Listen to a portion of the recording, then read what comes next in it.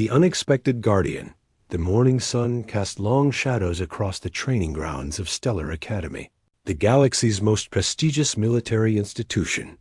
Cadets from dozens of species moved through their daily routines with practiced precision.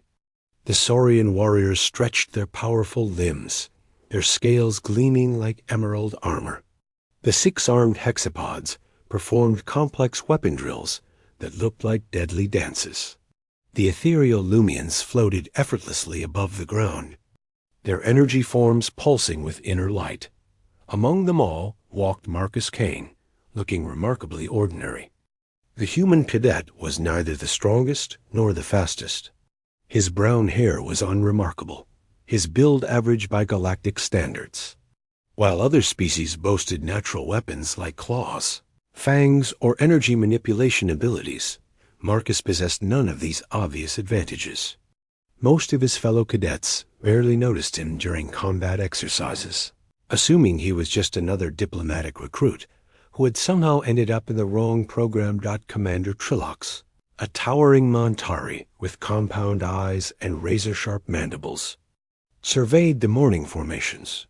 His species had evolved from apex predators, and their military traditions stretched back millennia. The Montari respected strength, speed, and killing efficiency above all else.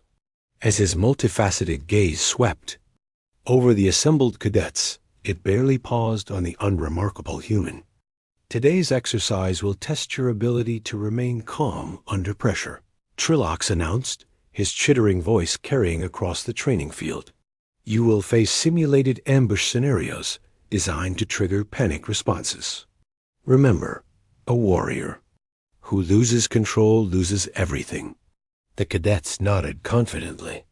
They had trained for this. The saurian female named Zara Vek cracked her knuckles with a sound like breaking stone. She stood nearly 8 feet tall, with natural armor plating and reflexes that could dodge laser fire. Beside her, the hexapod twins synchronized their movements, their 6 arms ready to unleash devastating attacks. These beings were born warriors from species that had conquered their home worlds. Through pure combat prowess, Marcus simply adjusted his standard-issue uniform and checked his equipment with methodical calm. Unlike his flashy classmates, he carried no exotic weapons or enhancement gear, just basic military kit that any soldier might use. The training exercise began normally enough. Holographic enemies materialized throughout the facility, and cadets responded with impressive displays of species-specific combat techniques. Zara Vek tore through simulated attackers with her claws, roaring battle cries that shook the walls. The hexapods moved like whirlwinds of destruction, their multiple limbs striking from every angle. The Lumians phased through attacks while returning. Fire with concentrated energy bursts. Marcus moved differently. He didn't charge into battle or showcase dramatic fighting techniques. Instead, he observed patterns, analyzed weaknesses, and struck with surgical precision. His movements were economical, almost boring compared to the spectacular displays around him. He eliminated targets efficiently, but without flair, earning little attention from observers. That changed when the emergency alarms began screaming. The simulation halted abruptly as blast doors sealed throughout the academy. Real panic began spreading among the cadets as they realized this wasn't part of the exercise. Through the reinforced windows, they could see a ship landing in the academy courtyard without authorization. The vessel was black as deep space, scarred with battle damage, and bore the crimson markings of the Blood Claw Syndicate. Every cadet in the academy knew that symbol. The Blood Claws were the galaxy's most feared mercenary group, accepting only the deadliest killers from the most violent species. They were the monsters that civilized worlds hired when diplomatic solutions failed. Their reputation was built on a simple promise: no target ever survived long enough to see trial.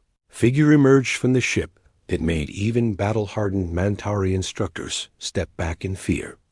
Kex the Ripper stood nearly 9 feet tall, his exoskeleton black as his ship. Multiple arms ended in natural blade formations that could slice through starship hull plating. His species, the Vorthic, were so violent they had nearly driven themselves extinct through constant warfare. Those few who survived had become the ultimate predators, capable of tracking prey across star systems and killing with methods too brutal for civilized minds to comprehend. Kex had earned his nickname by collecting trophies from every being he killed. His exoskeleton was decorated with the bones, scales, and crystalline structures of dozens of species. Each marking told a story of another life ended by his claws. The Blood Claw Killer moved through the Academy halls with predatory grace, easily, bypassing security systems that would have stopped entire armies. His reputation preceded him like a dark cloud. Students scattered in terror, even the most elite warriors recognizing that they faced something beyond their training. This wasn't a drill or simulation. This was death incarnate, walking among them. Commander Trilox activated the Academy's emergency protocols, sealing critical areas and calling for immediate evacuation. His military training told him to protect the students at all costs. Against a Blood Claw operative, that meant running rather than fighting. Honor meant nothing to the dead. The evacuation proceeded with panicked efficiency until Kex reached the main training hall. The massive chamber filled with terrified voices as cadets realized the killer stood between them and the emergency exits. Zaravek, despite all her warrior training, felt her scales trembling as she met the Blood Claw's eyes. The Hexapod twins, who had boasted about their unbeatable combat skills, found themselves frozen in place. Kex scanned the crowd with predatory patience. His reputation allowed him to hunt through fear as much as violence. When prey was too terrified to move, killing became simple harvesting. "I seek the one called Marcus Kane," the Blood Claw announced, his voice like grinding metal. "He has something that belongs to me." All eyes turned toward the unremarkable human who had been standing quietly near the back of the group. Unlike every other being in the room, Marcus showed no signs of panic or fear. He simply looked up from the tactical manual he had been reading, as if someone had called his name for attendance. "That would be me," Marcus said calmly. "What can I do for you?" The casual response sent ripples of shock through the assembled cadets. Did this human not understand what he was facing? Kex the Ripper had killed beings 10 times stronger than any human. His claws could tear through the heaviest armor. His speed allowed him to strike before most creatures could even register movement. Kex stepped forward, his multiple bladed arms spreading in an intimidating display. Each movement was calculated to inspire terror. "You killed my hunting partner on the mining station at Kepler Prime, Thax the Skinner. He was stalking human workers for sport when you interfered." Understanding dawned on several cadets' faces. They remembered news reports about the Kepler incident. A Blood Claw operative had been found dead in the mining facility. Killed by what? Authorities described as unknown defensive action by civilian personnel. The case had been classified quickly, with all details sealed. Asterisk. "Oh, right," Marcus said, still speaking in that maddeningly calm tone. "The one who was hunting families. For entertainment? Yes, I remember him." Marcus closed his tactical manual and stood up. The movement was fluid, unremarkable, but something in the air changed. Every predator instinct in the room suddenly focused on the quiet human. Kex's compound eyes registered the shift, but couldn't identify its source. Thax was operating under Blood Claw contract. Kex hissed. "You had no right to interfere with syndicate business." "Actually," Marcus replied, "according to Galactic Protection Statute 847C, any being has the right to defend innocent civilians from unprovoked assault. I can cite the exact legal precedent if you're interested." The human took a step forward, and several things happened simultaneously. Kex's predator senses screened danger warnings that made no logical sense. The terrified cadets suddenly felt a strange shift in the room's atmosphere. Commander Trillox, despite his military experience, found himself involuntarily stepping back from the seemingly harmless human. Legal precedent doesn't concern the Bloodclaw Syndicate, Kex snarled, raising his bladed arms in preparation for a killing strike. You will die for what you did to Thax. Marcus tilted his head slightly, and when he spoke again, his voice carried an edge that none of his classmates had ever heard before. Here's the thing about your friend Thax. He made a crucial mistake. That cost him his life. The human's eyes met Kex's compound gaze directly, showing no trace of the fear that should have overwhelmed any reasonable being. He assumed that because humans don't look like natural predators, we can't be dangerous. That assumption got him killed, and it's about to get you killed too. Kex hesitated. Every combat instinct told him that he faced a serious threat, but his eyes showed him only an average human with no visible weapons or enhancements. The contradiction created a moment of uncertainty that would have been fatal against a true predator. Asterisk. Marcus used that moment to continue speaking, his voice now carrying an authority that seemed to fill the entire chamber. You see, Kex, your reputation is built on fear and intimidation. You succeed because other beings panic when they see you. Cunning. But here's what you don't understand about humans. The human smiled, and somehow that simple expression was more terrifying than all of Kex's blade displays. We evolved on a world where everything was trying to kill us. We learned to be afraid of the right things at the right times. And right now, I'm not afraid of you. Marcus took another step forward, and this time Kex actually moved backward. I'm angry at you. There's a significant difference. When humans are afraid, we run or freeze. When we're angry, we solve problems. The Bloodclaw killer found himself, retreating despite every aspect of his training and experience. This human should have been cowering in terror or already dead. Instead, Marcus Kane stood in the center of the room like he owned it, surrounded by alien warriors who were looking at him with expressions of dawning awe. Your friend Thax learned something important in his final moments, Marcus continued, his voice carrying the weight of absolute certainty. He learned that humans don't just defend ourselves. We hunt down the things that threaten our people. We track them across star systems if necessary. We find them wherever they hide, and we make sure they never threaten anyone again. The human gestured casually toward the emergency exits. So here's what's going to happen. You're going to walk out of this academy.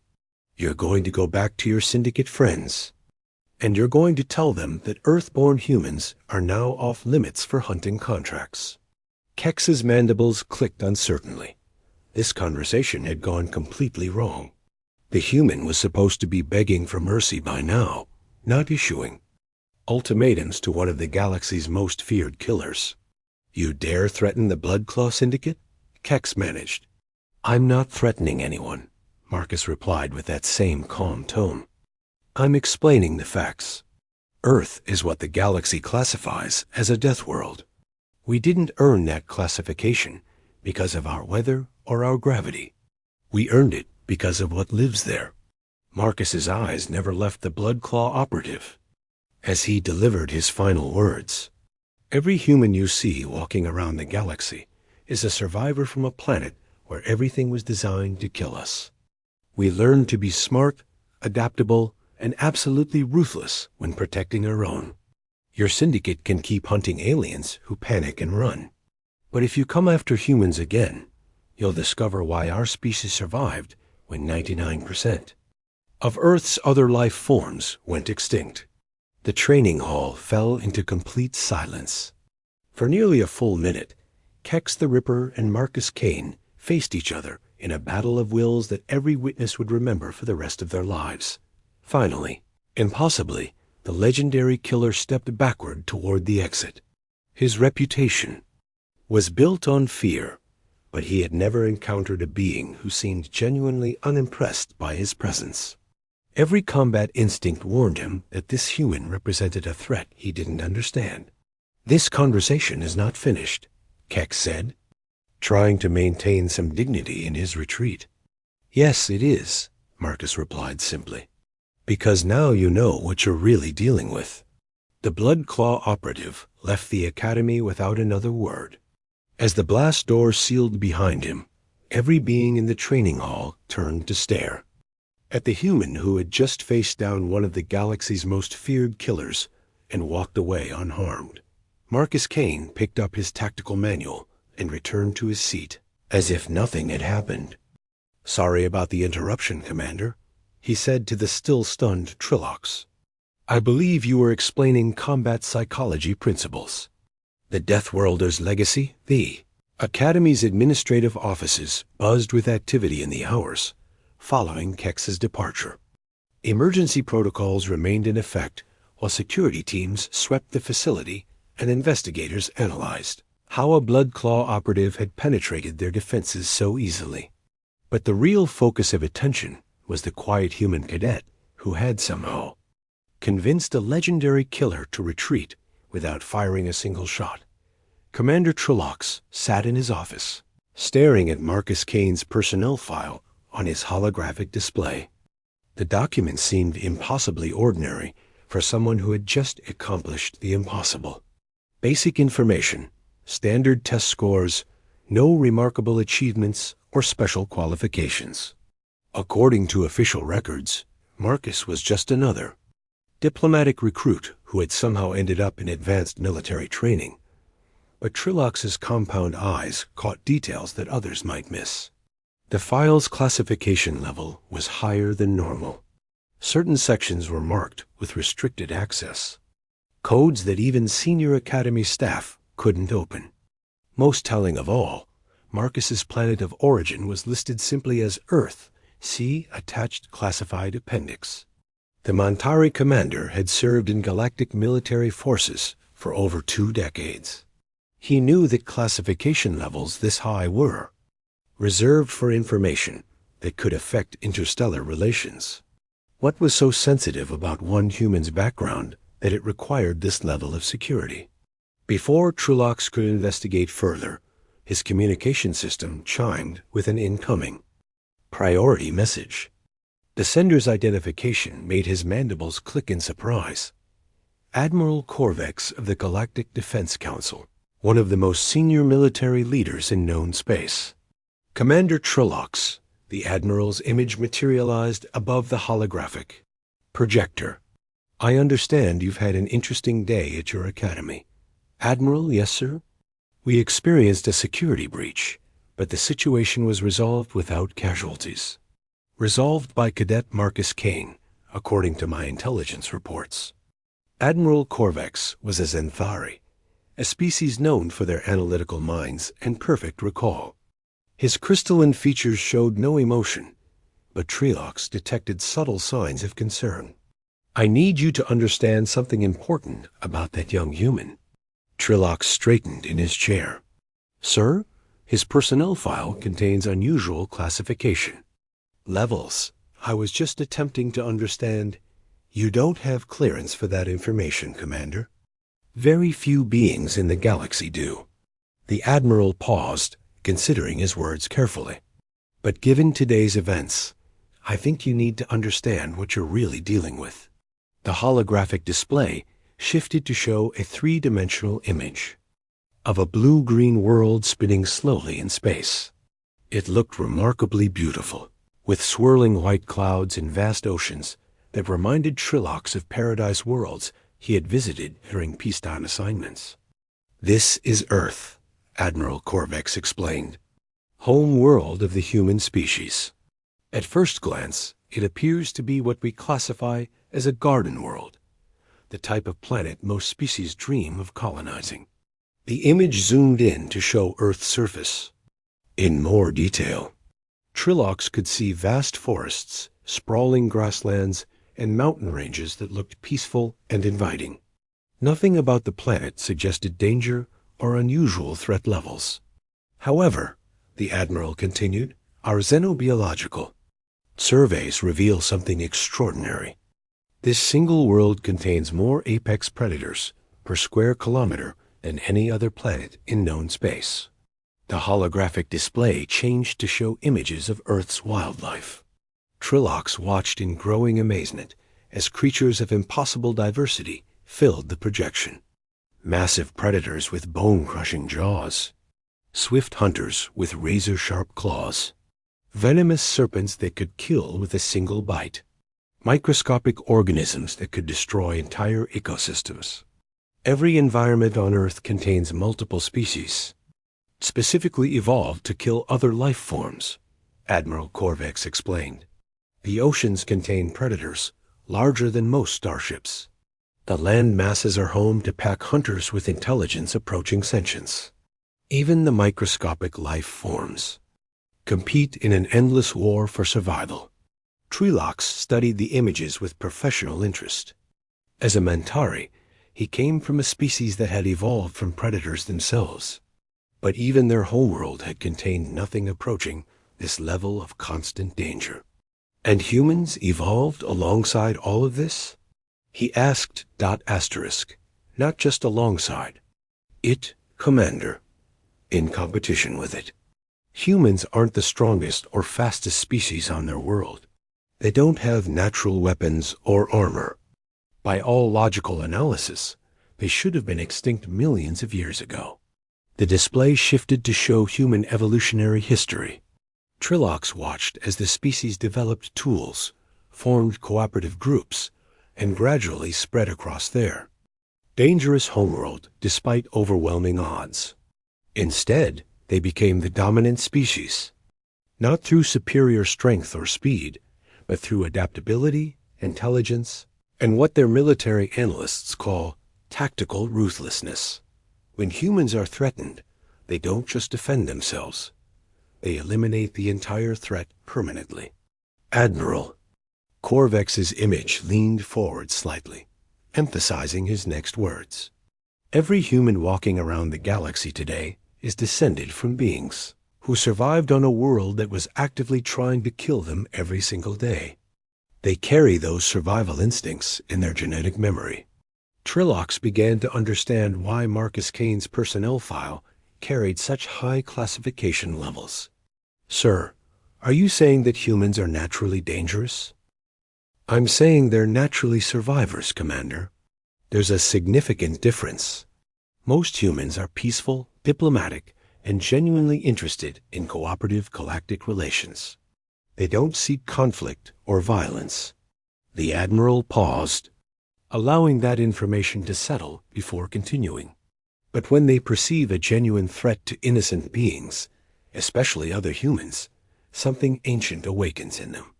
They become capable of tactical thinking and strategic ruthlessness that makes even military professionals uncomfortable. The holographic display showed images of various human colonies throughout the galaxy. Peaceful settlements, research stations, and diplomatic outposts where humans worked alongside alien species in harmony. These were the humans most galactic citizens encountered, friendly, curious, and eager to learn about other cultures. The human government maintains very strict policies about which of their people are allowed to travel off-world, Admiral Corvex explained. Most galactic citizens encounter only their diplomats, scientists, and cultural specialists. These individuals are carefully selected and trained to represent the peaceful aspects of human civilization. Trillox connected the implications immediately. But Marcus Kane doesn't fit that profile. Marcus Kane is what human military forces call a deep background operator. His official records show him as a diplomatic recruit, but his actual training includes survival techniques, tactical analysis, and what humans euphemistically term problem resolution. The Admiral's crystalline features showed something that might have been concern. We believe there are perhaps a dozen humans like Marcus scattered throughout galactic space. Individuals with the skills and authorization to handle situations that require more direct solutions than diplomacy can provide. Commander Trillox reviewed the day's events with this new understanding. Marcus hadn't defeated Kex through superior firepower or intimidation tactics. He had used psychological warfare, forcing the Blood Claw operative to confront uncomfortable truths about human capabilities. It had been a masterful display of tactical thinking that had resolved the situation without violence. Sir, why is this information classified at such high levels? Because knowledge of human military capabilities could destabilize current galactic politics. Admiral Corvex replied honestly. Most species view humans as peaceful but weak. That misconception allows human diplomats to negotiate more effectively and helps maintain interstellar stability. The Admiral's image flickered slightly as the encrypted communication began reaching transmission limits. If other species realized that humans are potentially as dangerous as they are diplomatic, it could trigger defensive militarization throughout the galaxy. Fear of human capabilities might actually create the conflicts we're trying to prevent. Trilox understood the delicate balance being maintained. Human reputation for peaceful cooperation was actually a strategic advantage that benefited everyone. Knowledge that they possessed hidden military capabilities could undermine decades of diplomatic progress. What should I tell my other cadets about today's incident? Tell them that they witnessed exceptional courage under pressure. That's completely true and gives them something positive to learn from. But don't speculate about human military capabilities or training methods. Before ending the transmission, Admiral Corvex added one final piece of information. Commander, you should know that Marcus Kane volunteered for Academy training specifically to help other species understand human psychology and tactical thinking. He's here to build bridges, not to intimidate potential allies. The communication ended, leaving Trilox alone with his thoughts and a much better understanding of the quiet human cadet who had just demonstrated that appearances could be profoundly deceiving. Outside his office windows, he could see cadets returning to their normal training routines. The Saurian warriors were practicing their combat forms with renewed intensity. The hexapods had organized additional sparring sessions to work off nervous energy from the day's excitement. Everyone was processing the morning's events in their own way. But near the Academy's central courtyard, Trilox spotted a small group gathered around a familiar figure. Marcus Kane sat on a simple bench, calmly answering questions from several alien cadets who had approached him with obvious curiosity. Human's demeanor was exactly the same as always, patient, friendly, and genuinely interested in helping his classmates understand whatever they wanted to know. Zaravek, the imposing Saurian warrior who had seemed so frightened during Kex's visit, was listening intently as Marcus explained something using simple diagrams drawn in the dirt. The hexapod twins flanked him on either side, their multiple arms gesturing enthusiastically as they asked follow-up questions. Even some of the ethereal Lumians had descended from their usual floating positions to join the impromptu discussion. Commander Trilox realized he was witnessing something historically significant. For the first time in galactic military history, alien cadets were actively seeking to learn from human tactical and psychological insights. Not because they feared human capabilities, but because they respected them. The Academy's communication system chimed with an incoming message from the security perimeter. Commander, we have a situation developing outside the main gates. Trilox activated his monitoring systems to see what new crisis might be emerging. The external cameras showed a sight that made his compound eyes widen in surprise. Kex the Ripper had returned, but he wasn't alone. 3 additional Blood Claw operatives flanked him, their various species united by the Syndicate's crimson markings and reputation for extreme violence. But instead of attempting to breach the Academy's defenses, the 4 killers simply stood in the open area beyond the security perimeter. They made no threatening gestures or aggressive movements. They simply waited, as if hoping to draw someone outside the Academy's protected zone. Trilox immediately activated emergency protocols and prepared to evacuate the academy again. 4 Bloodclaw operatives represented more firepower than most planetary defense forces could handle. The academy's security systems were designed to handle conventional threats, not professional killers of this caliber. Before he could issue evacuation orders, his office door chimed politely.